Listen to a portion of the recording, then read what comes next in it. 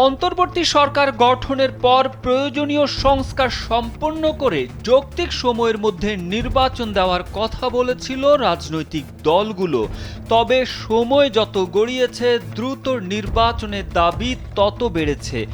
এমন অবস্থায় জাতীয় ঐক্য নির্বাচন ও সংস্কার ইস্যুতে ক্রিয়াশীল সব পক্ষকে যুক্ত করে একটি জাতীয় সংলাপ অনুষ্ঠিত হয়। অন্যদিকে শনিবার জাতীয় প্রেস ক্লাবের এক আলোচনা সভায় বিএনপি মহাসচিব মির্জা ফখরুল ইসলাম আলমগীর বলেছেন, অনির্বাচিত সরকার দীর্ঘদিন দেশ পরিচালনায় থাকতে পারে না। এদিকে অন্তর্বর্তী সরকারের উপদেষ্টা মাহফুজ আলম বলেছেন, রাজনৈতিক দল ও স্টেক হোল্ডারদের সঙ্গে আলোচনা করে সংস্কারের বিষয়ে অন্তর্বর্তী সরকার সিদ্ধান্ত নেবে। ক্যামেরায় ওয়াও, স্টাইল দেখাও, Xenon X21 পারলে ঠেকাও।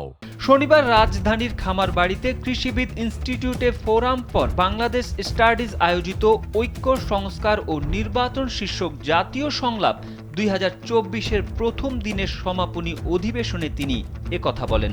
মাহফুজ বলেন, কমিশন থেকে রিপোর্ট পাওয়ার পর সব রাজনৈতিক দল এবং স্টেক হোল্ডারদের সাথে বৃহত্তর পরিসরে আলোচনার পরিকল্পনা করছে সরকার, যা জানুয়ারিতে হবে বলে আশা করা হচ্ছে।